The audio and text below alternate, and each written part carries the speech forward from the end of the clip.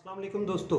जैसा कि आपको मालूम होगा कि मौजूदा हुकूमत अपना पहला बजट 10 जून को पेश करने जा रही है और इस बजट में उनका सबसे बड़ा सहारा IMF है। आज के सेशन में मैं आपके साथ ये शेयर करूंगा कि IMF की कौन कौन सी कंडीशंस हैं पाकिस्तान के लिए, और दूसरे नंबर पर यह करेंगे क्या पाकिस्तान IMF की इन कंडीशन को पूरा कर पाएगा। और उस पर बात करने से पहले यह बताना ज़रूरी है कि पाकिस्तान 1958 में फर्स्ट टाइम IMF के पास गया और उस वक़्त से लेकर 2022 तक हमने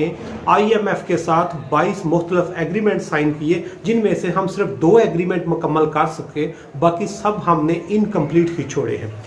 इसी सिलसिले में वज़ीर ख़जाना साहब अगले हफ्ते IMF से दोबारा मुज़ाकरात करने जा रहे हैं, क्योंकि उनका टारगेट है कि अगले 1 साल में वो कम अज़ कम 40 से 45 बिलियन डॉलर का नया कर्जा लेने के मूड में है, जो अगेन पाकिस्तानी अवाम पर एक बहुत बड़ा बोझ होगा। पाकिस्तान की हर हुकूमत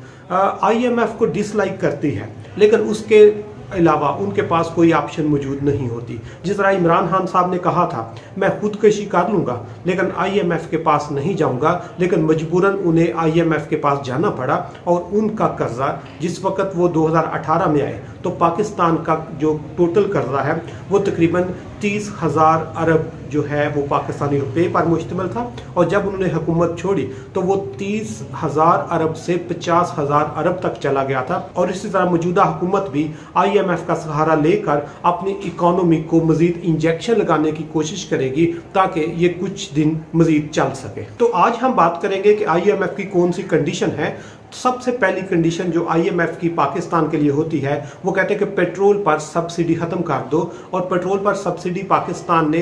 1 हफ्ते में 60 रुपये का इजाफा करके वो सब्सिडी ख़त्म की, लेकिन IMF फिर भी खुश नहीं हुआ। उसने कहा ये कीमतें मज़ीद बढ़ाओ, और वज़ीर ख़जाना ने ये अंदिया दे दिया है कि शायद हमें अगले 1 महीने तक जो पेट्रोल की प्राइसेस हैं ये 250 की रेंज में करनी पड़े, क्योंकि IMF ने कहा कि सब्सिडी तो खत्म हो गई लेकिन पिछले 4 साल जो सब्सिडी देते रहे हैं वो भी वापस करो। IMF की दूसरी कंडीशन ये होती है कि आपने बिजली की कीमतों पर भी सब्सिडी खत्म करो और बिजली की कीमतों में इजाफा हो जाएगा। और तीसरे नंबर पर वो ये कहते हैं कि आपकी जो गैस की कीमतें हैं उन पर भी जो है आप सब्सिडी खत्म करके उनकी कीमतों में इजाफा करो। और पाकिस्तान ने पिछले 1 महीने में इन तीनों चीज़ों की कीमतों में 40 से 50% का इजाफा किया, जिसका सारा बोझ गरीब आवाम की जेब पर पड़ गया। और पाकिस्तान में जब भी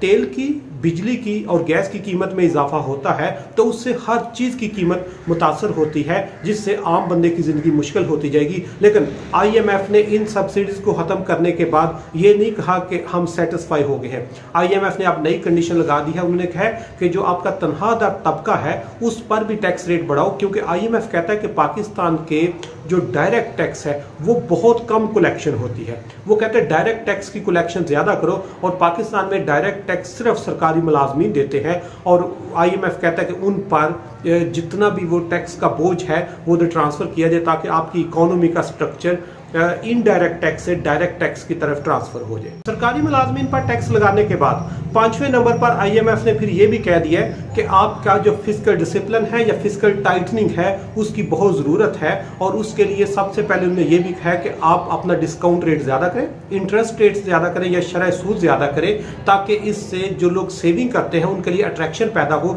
और मुल्क में सेविंग थोड़ी सी ज़्यादा हो जाए। और उसके साथ आने वाले बजट में उनकी और भी कंडीशन है कि आपके जितने सेक्टर जिन पर टैक्स कम है उन पर भी टैक्स ज़्यादा करो, ताकि वो कहते हैं कि आप एक साइड पर लोन ले रहे हैं और दूसरी साइड पर लोगों को सब्सिडी देते हैं। वो कहते हैं कि लोन अगर लेना है तो वो सब्सिडी की शक्ल में नहीं लेना, बल्कि लोगों पर टैक्स रेट बढ़ाओ ताकि वहां से वो लोग आपको कुछ पे करें, जिससे आपकी इकोनॉमी का जो वो सिलसिला है या आपकी इकोनॉमी की जो स्टेबिलिटी है या उसकी जो स्ट्रेंथ है वो बेहतर हो सके। और जिन ममालिक ने भी IMF की कंडीशन को फॉलो किया है उनसे इकोनॉमी की सेहत इंडिकेटर तो बेहतर हो सकते हैं, लेकिन उससे आम बंदे की ज़िंदगी पहले से मुश्किल हो रही है। जिस तरह पाकिस्तान में आप देख रहे हैं, अगर हम डेट लेते हैं तो कर्जे से हमारे इकोनॉमिक इंडिकेटर, हमारे रिजर्व, हमारी ग्रोथ तो बेहतर हो सकती है, लेकिन उससे आम बंदे की जो परचेजिंग पावर कम हुई है वो ज्यादा नहीं हो सकती, जिसकी वजह से अनसर्टेनिटी पैदा होगी। और श्रीलंका के हालात अगर खराब हुए हैं उसमें भी सबसे बड़ा रोल यही था कि वो आईएमएफ के पास गए हैं। आईएमएफ ने जब कंडीशन लगाई कि प्राइसेस ज्यादा करनी है, तो प्राइसेस ज्यादा होने से वहां पर अनसर्टेनिटी और लॉ एंड ऑर्डर की कंडीशन डिस्टर्ब हुई। तो सेम पाकिस्तान पर वो जितनी कंडीशन लगाते जा रहे हैं उस पे वो सेटिस्फाई नहीं हो रहे, बल्कि वो डू मोर का मुतालबा करते जा रहे हैं। इसलिए हमें आईएमएफ की बजाय अपने इंटरनल रिसोर्सेज को चैनलाइज करके अपनी इकोनॉमी को स्ट्रांग करना होगा।